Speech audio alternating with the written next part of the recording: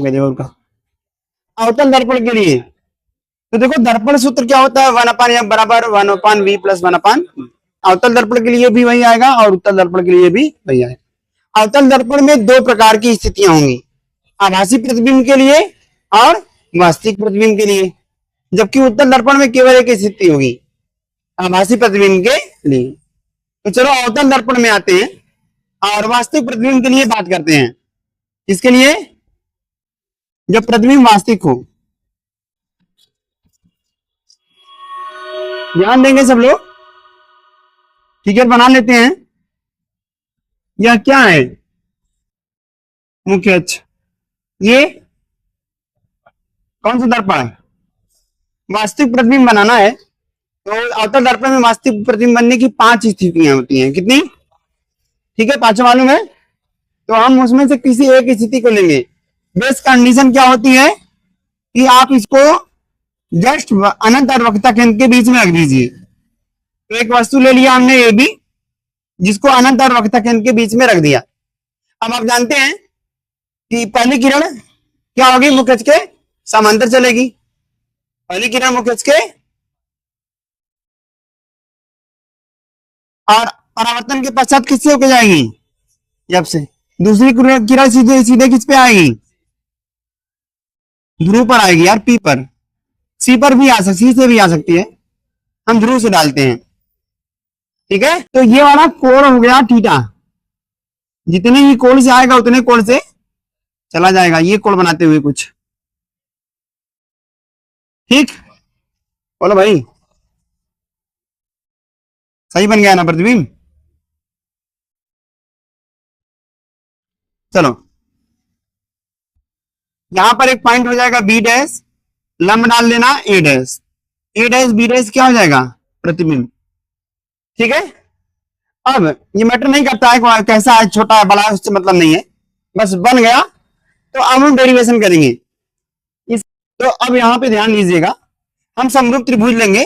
समरूप त्रिभुज एक तो आप लोगों को दिख रहा होगा बी ए पी, दिख रहा है बाप, बोलो, क्या लिखेंगे, समरूप त्रिभुज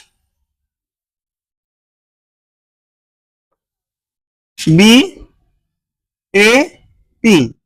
अब बी ए पी का समरूप क्या है, ये अगर त्रिभुज है बी ए पी, ध्यान से देखना, एक वस्तु के द्वारा बना है, दूसरा किसके द्वारा बनेगा, प्रतिबिंब के द्वारा, बोलो बोलो। तो समरूप त्रिभुज बी ए पी तथा बी डैश ए डैश पी में। अब कहेंगे सर कैसे मालूम ये समरूप त्रिभुज है, बताइए पहले। तो हम जानते हैं समरूप त्रिभुज के लिए क्या कंडीशन होती है, कोई दो कोण बराबर हो जाए, कोई दो कोण बराबर हो जाए। तो देखो ये वाला कोण 90 अंश का है, बोलो, इसमें ये वाला कोण 90 अंश का है, यहाँ नीचे देखो ज्यादा फील होगा, ठीक है, एक कोण बराबर हो गया। दूसरा ये कोण जितने से आएगा उतने से तो दो कोण बराबर हो गए ना। तो इन दोनों त्रिभुजों में दो कोण बराबर है, तो ए समरूपता से त्रिभुज क्या हो गए, समरूप, समझ में आया, बोलो सर। अगर एक त्रिभुज के दो कोण दूसरे त्रिभुज के दो कोण के बराबर हो जाए तो त्रिभुज समरूप हो जाते हैं। अब आ जाओ, इस समरूप त्रिभुज में मैं लूंगा इसका लंब बटे इसका लंब। इसका लंब क्या है, ए बी, बटे इसका लंब क्या है, बराबर इसका आधार,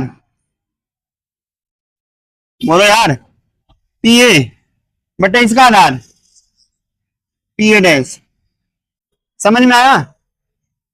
एक और समरूप त्रिभुज है, तो एक समरूप त्रिभुज कहां पर बनता है, पोल पर, और दूसरा कहां पर बनेगा, या तो वक्रता केंद्र पर बनेगा अगर किरण वहां से पास करा रहे हो तो, और नहीं तो फोकस से, किससे, ठीक है। तो आओ यहां पर फोकस से लाते हैं किरण को। तो देखो यहां पे आपको समरूप त्रिभुज दिख रहा है क्या, एक तो ये हमारा प्रतिबिंब के द्वारा, यहां से लंब डाल दो यार, ये हमारा कौन सा पॉइंट था, डी, और यहां पर कौन सा पॉइंट था, एम। तो देखो ये वाला त्रिभुज मैं अलग कर रहा हूं, तो आप बताना ये समरूप है या नहीं। यहां पर है डी, यहां पर है एम, यहां पर है एफ, यहां पर है बी डैश, यहां पर है ए डैश। तो मैं इसमें लूंगा त्रिभुज डी एम एफ तथा दूसरा लूंगा बच्चा बी डैश ए डैश। याद रखिएगा, अगर इस फिगर के रिगार्डिंग बात करें तो दो समरूप त्रिभुज बनेंगे। एक किस पर बनेगा? फोकस पर, और दूसरा ध्रुव पर। सुन लो मेरी बात। अभी ये समरूप त्रिभुज है तो आगे लिख दो समरूप। अगर दो त्रिभुज समरूप हैं तो संगत भुजाओं का अनुपात क्या होगा? बराबर होगा कि नहीं होगा? तो अगर इसमें डीएम ले लिया, इसमें लंब ले लिया, तो इसमें लंब लूंगा, क्या आएगा? ए डैश बी डैश। सही है बच्चा? फिर बराबर इसमें आधार ले रहा हूं। इसमें आधार क्या है? F M. क्या लिया बेटा? तो इसमें क्या लेंगे? F A dash. आया? फिगर को ध्यान से देखिएगा तो आपको ये समझ में आएगा कि जो डीएम है वह ए बी के बराबर है। देखो ये हमारा एक आयत है और आयत की समूह भुजाएं बराबर होती हैं। तो क्या हम डीएम के स्थान पे ए बी लिख सकते हैं? लिख सकते हैं। तो यहां पे हो जाएगा हमारे पास डीएम के स्थान पे ए बी। बेटा इसको ऐसे रहने दो, बराबर क्या हो गया? देखो समझ दूरियां किससे नापी जाती हैं? ध्रुव से। तो यम पी के इतना ज्यादा नजदीक है कि जहां जहां यम आएगा वहां वहां पी लिख देंगे। यम के स्थान पे पी लिख दिए हैं। नीचे क्या है? समीकरण नंबर। अगर आप ध्यान देंगे तो पाएंगे समीकरण 1 और समीकरण 2 में बायां पक्ष बराबर है। अगर समीकरण 1 समीकरण 2 में बायां पक्ष बराबर है तो दायां पक्ष भी क्या होगा? बराबर। क्या लिखेंगे? समीकरण 1 व समीकरण 2 से तुलना करने पर। आ रहा है कि नहीं ये लाइन में? तुलना करने। तो अगर ये तुलना करेंगे, आप ध्यान दीजिएगा, तो इनके बाएं पक्ष बराबर है। तो दायां पक्ष क्या है यहां पर? पी ए बटे पी ए डैश बराबर। इसमें क्या होगा बच्चा? F A dash. क्या हुआ सौरभ, समझ में नहीं आया? अगर बायां पक्ष बराबर है बेटा तो दायां पक्ष भी बराबर। इसका बायां पक्ष ये रहा और इसमें ये रहा, ये दोनों बराबर हैं, इसीलिए हमने इन दोनों को भी एक दूसरे के बराबर कर दिया। तो यहाँ पी ए बटे पी ए डैश, यहाँ पे क्या हो गया? पी एफ बटे। समझ दूरियां किससे नापी जाती हैं? ध्रुव से। तो देखो इसमें ध्रुव है, हाँ है, इसमें भी है, इसमें भी है, इसमें नहीं है, तो उसको पहले ध्रुव के रूप में बदलेंगे। अगर आप फिगर को ध्यान से देखेंगे, यहां पर पी है, यहां पर एफ है, यहां पर ए डैश है, यहां पर ए है। इस लाइन में मिल जाएगा आपको। इस ए डैश एफ को क्या लिख सकते हो? अगर मैं इसको पी के रूप में लिखना चाहूं तो पूरी दूरी माइनस ये दूरी। समझ में ना आए अगर इस प्रकार की चीजों में, तो एक बेहतरीन शॉर्टकट बताता हूं आपको कि जहां पी में ना हो आप पी लिख दो और बड़े वाले में से छोटा वाला घटा दो। इसको लिख दो पी ए बटे पी ए डैश बराबर पी एफ। यहां बताइए दूर कौन है ध्रुव से? ए डैश की एफ।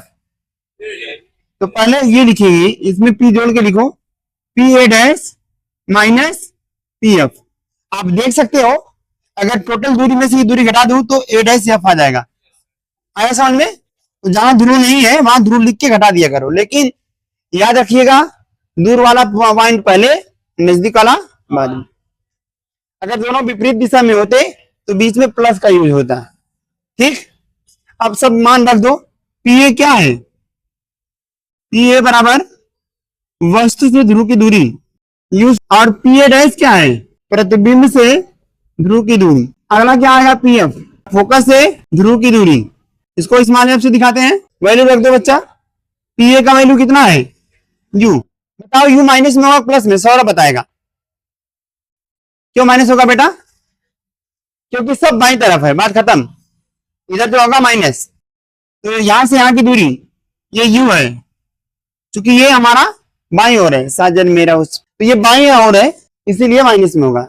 ये भी माइनस में होगा, ये भी माइनस में होगा, मतलब ये सब क्या होंगे, माइनस। तो पी ए के स्थान पे माइनस यू बटे पी ए डैश के स्थान पे माइनस वी बराबर पी एफ के स्थान पे माइनस एफ, पी ए के स्थान पे minus v, P A dash के स्थान पे minus v minus P f के स्थान पे माइनस एफ, इधर माइनस से minus u upon v minus f, इन दोनों माइनस कॉमन ले लो, यहां बचेगा वी, ये माइनस चला गया तो एक माइनस बचा, फिर माइनस माइनस कैंसिल।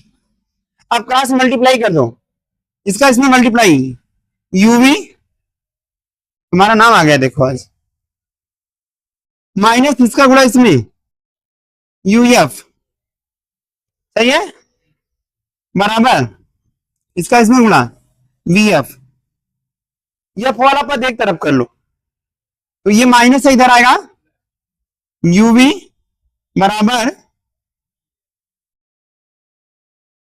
वीएफ पहले से है, ये माइनस से इधर आएगा प्लस यूएफ। बच्चों तीनों में कौन कौन संख्या दिख रही है आपको, यू वी और एफ, तो हम दोनों पक्षों में यू वी एफ का भाग दे देंगे, क्या कर देंगे, यू वी एफ का भाग दे देगा, यहां भी और यहां भी, कहेंगे सर अगर भाग ना दे तो ये कॉमन लेके गुणा कर लो, तब भी बात वही होगी, समझे। चलो फिलहाल यू से यू, वी से वी कैंसिल, वी से वी, एफ से एफ कैंसिल, यू से यू और एफ से F cancel, 1/f equal to क्या आएगा यहां पर 1/u, यहां पर 1/v, आगे पीछे लिख सकते हैं, समझ में आया कि नहीं, बोलो भाई, बोलो यार, लाइक करें, सब्सक्राइब करें।